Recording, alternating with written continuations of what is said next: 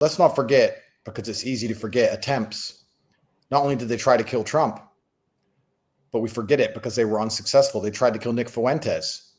We forget it because they were unsuccessful. Did you even know they tried to kill me? Type Andrew Tate knife attack.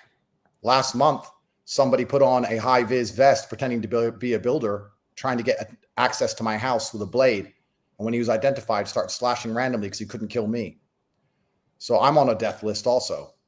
And the media is spinning and hyper-radicalizing low IQ people into attacking anybody who has a worldview that's different to theirs. The media is absolutely, completely complicit. And I would argue that very few people on the planet had larger voices for the masculine youth than Charlie Kirk. If you want to say some names which are possibly up there, it's myself and Nick, and we've already had attempts on our life. This is disgusting. And this is no longer a political divide. This is no longer about policy. This is about good and evil. This is about right and wrong. This is a war. This is almost an unfixable problem.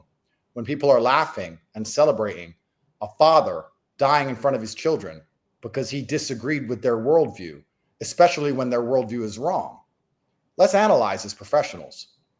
If you're going to sit and tell the world that men can be women because they put on a wig, and they believe you deserve a bullet in the neck the second you disagree with them, they are fighting objective reality. You can't agree or disagree with these people. Where is the political solution for people you cannot agree, disagree, conversate, or debate with? You tell me how we have a political solution to this. I'm on a forever kill list, as was Charlie, as is Nick, as is Trump, as is anyone who tries to enforce basic reality, as is Elon. Elon saved the world. He's trying to make humans multiplanetary, and people will laugh if he dies. Do you understand the spiritual sickness we're discussing here? This isn't politics. This isn't policy. This is a complete lack of souls. You know, people often attack me for toxic masculinity, and the masculine essence in and of itself always had respect for their adversaries. When you finish fighting, you shake hands. Even generals in old wars would show respect to their opponent after they killed them, or they would allow surrender.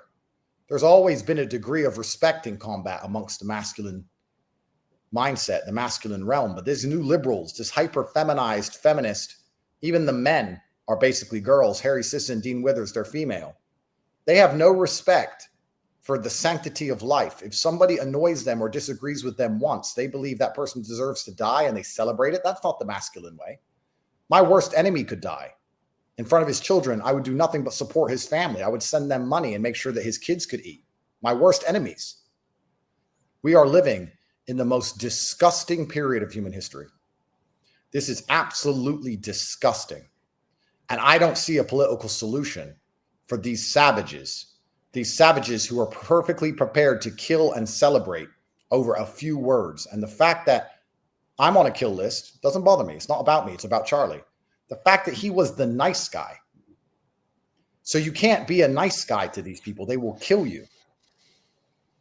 What are we supposed to do here, Mario?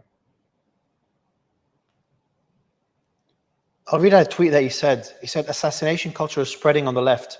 48% of liberals say it would be at least somewhat justified to murder Elon Musk. 55% said the same about Donald Trump. In California, activists are naming ballot measures after Luigi Mangione. The left is being whipped into a violent frenzy. I worry about labeling this left versus right. And there's one of your tweets, I'm sure you were emotional when you posted it. You said just civil war. That's what you said. I said civil war is coming.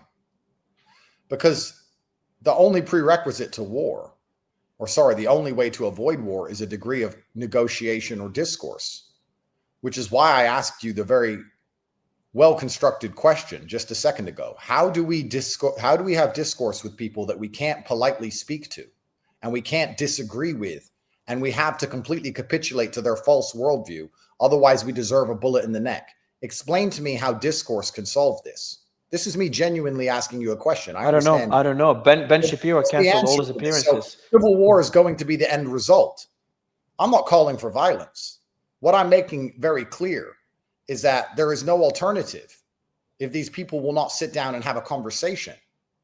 You know, America's in a very difficult predicament. I understand the free speech. I understand we want to live in a democracy and freedom. I understand these things. But if we're going to allow social media platforms to celebrate people's deaths the way that Charlie's death is currently being celebrated, the country is going to disappear within 5 years. So if I was president, normally I have all the answers. But now for once I'm stumped. What would I even do as president? Can I lock all these people up? Probably not. Can I round them all up? No. Am I just going to let them celebrate and laugh? Am I going to let every single person who says something controversial be threatened with death? Am I going to allow every single time Andrew Tate or Nick Fuentes or you or Elon or anyone makes a post that these people don't agree with for them to start writing underneath it, Charlie Kirk, LOL, you coming next, and radicalizing more and more people to believe that we deserve to die? Let me ask you a question. I have daughters. I think that human traffickers should be killed. I'm sure you think the same. The media called me a human trafficker for 4 years and I've never been convicted. There are people who believe I deserve to die. I've never been convicted of a crime. And I'm innocent. I didn't do anything. That's why this man came here with a knife to kill me. Do you understand what I'm saying to you? How can I have political discourse with these people? How can I explain to them this was a hit job on me and my reputation? How can I talk to them if they don't believe that a man who puts on a wig isn't actually truly a woman? How do I talk to somebody who doesn't believe in gravity? How do I talk to someone whose worldview is so warped and so corrupted? They don't understand the basic premises of Earth, the basic realities. They don't believe in the sun, the moon, the sky, the ground. How can I talk to these people? And when I try, no matter how articulate, in fact, this isn't about me. When Charlie was articulate, kind, interesting, witty, he was polite, he gave his time. When he tried his very best to explain to them how they were wrong and repeatedly decimated them in the world of logic, all they do instead of learning their lesson is call for his death and laugh when it happens. How do I find a political solution to this? It's a genuine question. I don't know. Like I was speaking to Congressman Jim Jordan just a few days ago, as well as Ben Habib in the UK, which I know you're doing some political stuff in the UK, and they both said the US is the final front for free speech. It's the pinnacle of free speech. And then when you have people like Ben, but this is the thing that's so dangerous, Mario. For there to be free speech, there can't be limits on the speech, but there must be within the population a basic understanding and parameters of objective reality. Everybody must understand gravity exists, right? There can't be free speech if everybody's saying, let's throw children off of buildings. Gravity is not real. Eventually, you're calling for murder. At a certain point, when objective reality has been decimated to the point where there are no parameters left, like this man-woman crap, or how killing children is somehow important to do, or that we shouldn't have borders and unlimited numbers of people should turn up and we don't know who they are, or we shouldn't arrest criminals and criminals shouldn't go to jail. When you have absolutely no parameters left, how can you have free speech without inciting for what exactly happened? At a certain point, free speech just becomes inciting for violence, and the violence comes because these people do not have respect for life. They don't have respect for a differing opinion. They don't have respect for anything. So we've lost control of a large percentage of the Western population who live in a fantasy land. And in their fantasy land, they think people deserve bullets in the neck unless you also drink the Kool-Aid. What is the political solution to this?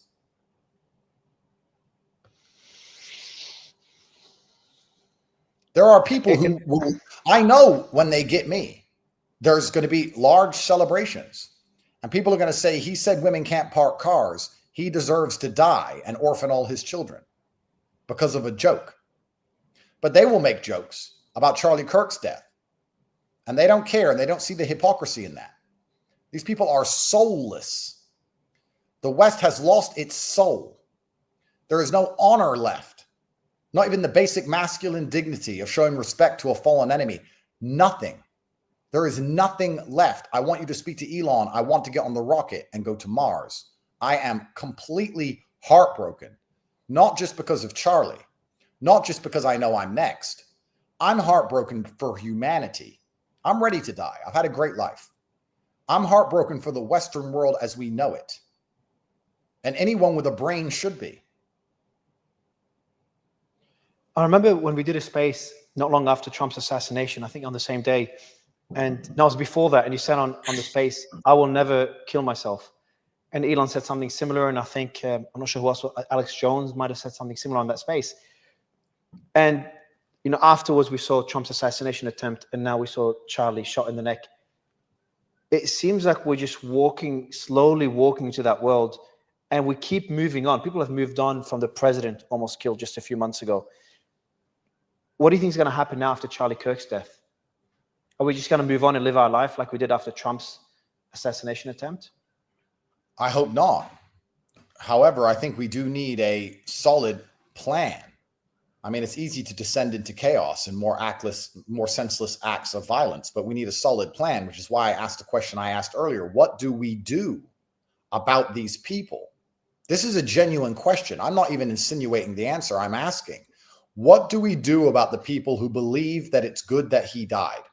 What do we do about the people who believe Elon Musk should die?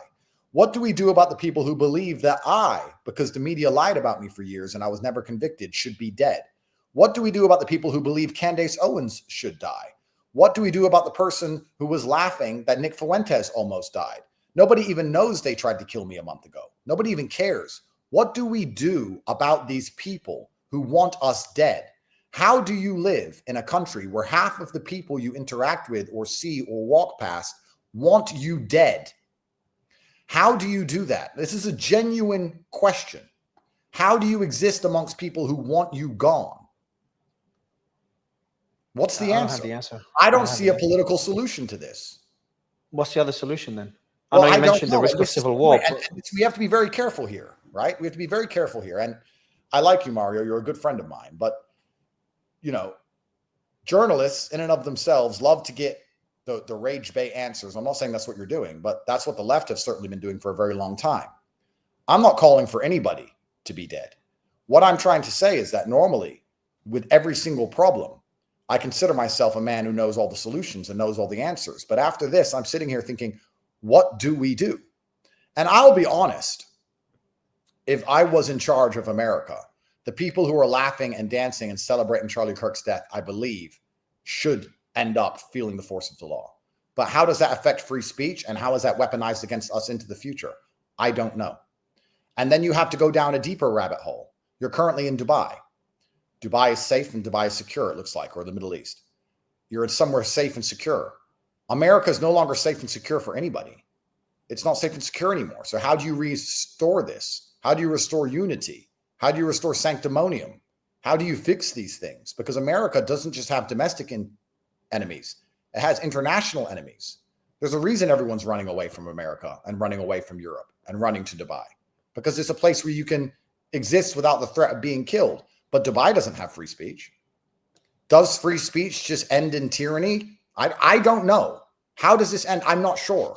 What I'm saying is that if it was up to me, if I was the president, I would say, okay, we're going to have free speech, but we need to have some basic parameters we all understand and respect.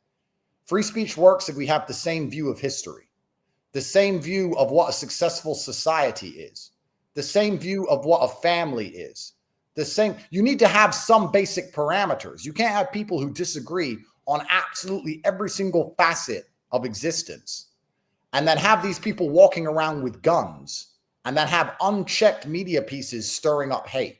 How will that end in anything other than assassinations? But then what's the solution? Because in Europe, you're seeing the opposite. You're seeing free speech destroy one's freedom. And we're seeing that abused in the UK. We're seeing all the people arrested more than Russia. Seven AFD politicians died before the election. In Germany. So people are dying everywhere for having the wrong point of view now. Because we're the Nazis. We're evil somehow. We've been demonized to the point where we deserve death. And because we're the rational ones, because we're the smart ones, we don't wish death upon our enemies. We wish enlightenment upon our enemies. I don't want liberals to die. I want them to wake up and live happy lives and contribute to society. But they want me dead. I want them to do better for themselves and for everyone else. They want me dead. And unfortunately, if you study history, the more extreme, the more radical, the more ruthless, the more likely you are to be successful. And this is a very sobering reminder that sometimes the good guy doesn't win. Sometimes the most vicious, evil, backstabbing, conniving cheater wins. And as we remain rational, as we respect the Constitution, as we turn the other cheek, as we live and let live, as we say, well, these stupid animals with their soulless TikToks deserve the right to say it. As we do all of these things, we are signing our death warrant.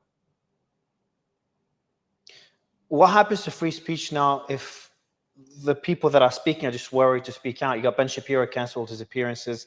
I was with Cenk yesterday, one of his hosts canceled their appearance. You've got all these different people increasing their security.